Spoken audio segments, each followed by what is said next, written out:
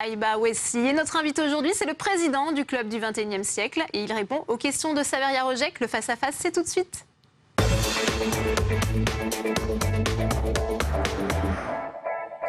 Aïba Ouessi, bonjour. Bonjour. Vous êtes avocat, président du club 21e siècle. Est-ce que vous pouvez d'abord nous expliquer quel est le rôle de ce club ? Oui, alors merci de votre invitation. Le club 21e siècle est un club qui a été créé en 2004, qui œuvre pour une vision positive de l'égalité des chances, de la diversité et du mérite républicain. Alors concrètement, on a deux types d'actions. On a une action d'influence auprès des décideurs économiques, politiques et dans le domaine des médias.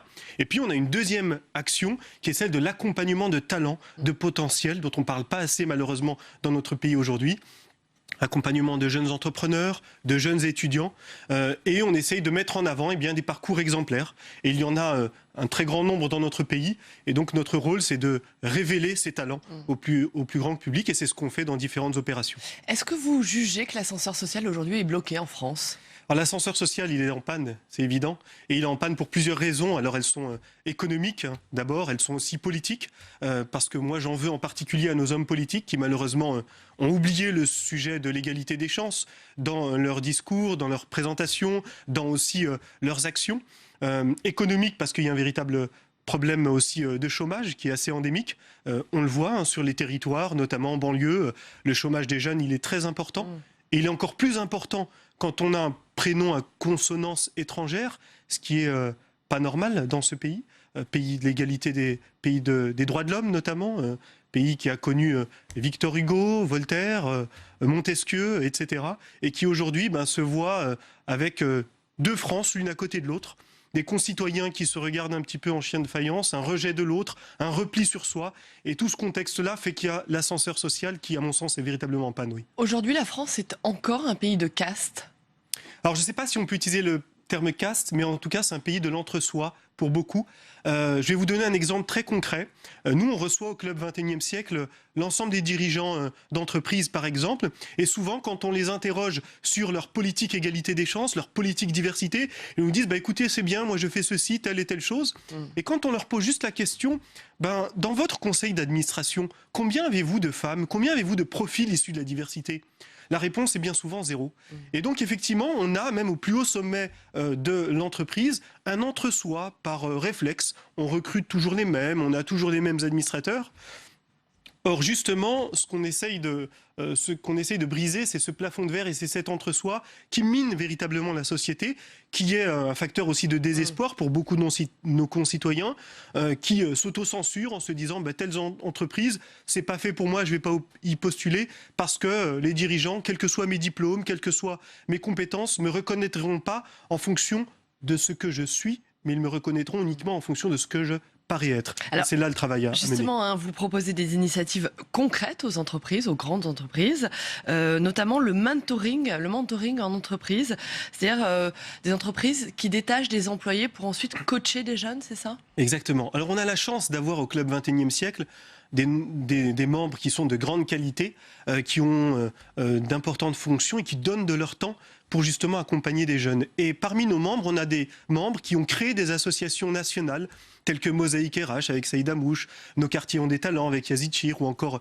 Passeport Avenir avec Benjamin Blavier ou Fratelli. Et ces associations, elles ont un avantage, c'est qu'elles ont la chance de pouvoir avoir des milliers de jeunes qui ne demandent qu'une chose, c'est être accompagnés. Donc au Club 21e siècle, on accompagne ces jeunes, mais aussi on incite tous nos partenaires, sponsors, entreprises, à faire de même, c'est-à-dire à faire en sorte que leurs collaborateurs donnent de leur temps. C'est pas beaucoup, c'est 1 heure, 2 heures par mois.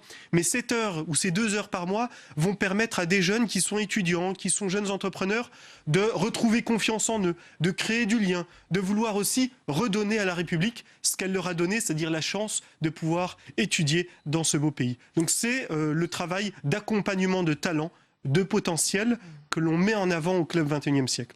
Alors la diversité, c'est un thème qui est plutôt absent de la campagne présidentielle. Je sais que vous avez rencontré toutes les équipes des candidats. Quels sont les candidats qui étaient le plus réceptifs à vos initiatives, à vos idées, à vos propositions ? Alors peut-être que comme moi, vous avez regardé le débat d'hier soir qui s'est terminé. Qu'avez-vous pensé du débat ? Qui s'est terminé vers minuit. Moi, j'étais affligé et atterré de ce débat-là. Pour une raison très simple, c'est que on sait, non seulement c'était assez confus, mais en plus, nos concitoyens, 40% des Français ont au moins un grand-père ou une grand-mère qui est d'origine étrangère. Ces 40% de Français n'ont pas été cités, n'ont pas été évoqués lors de ce débat qui a duré quand même près de 4 heures. Donc vous avez une partie de la société française qui ne se reconnaît pas dans ces 11 candidats, qui les ont complètement occultés et oubliés.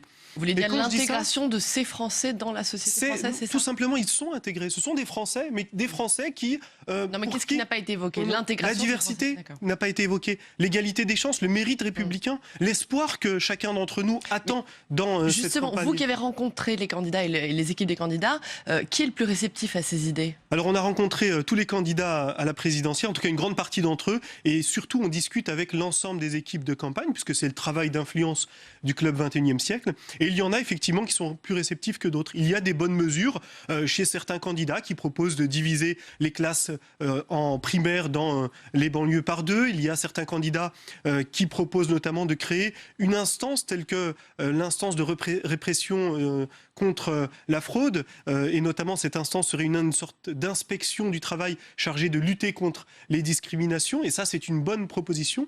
Mais il y en a d'autres qui ne sont pas réceptifs. Moi, je regrette par exemple que certains candidats ne souhaitent absolument pas discuter de la diversité et de l'égalité des chances. Donc, c'est très variable. Nous, on a un véritable travail d'influence que l'on mène. Mais il y a aussi, au niveau des candidats, je pense, un manque de prise de conscience de la nécessité de créer du lien entre tous nos concitoyens. Très bien. Merci beaucoup. On a entendu votre message. Merci beaucoup. Merci à vous. Merci.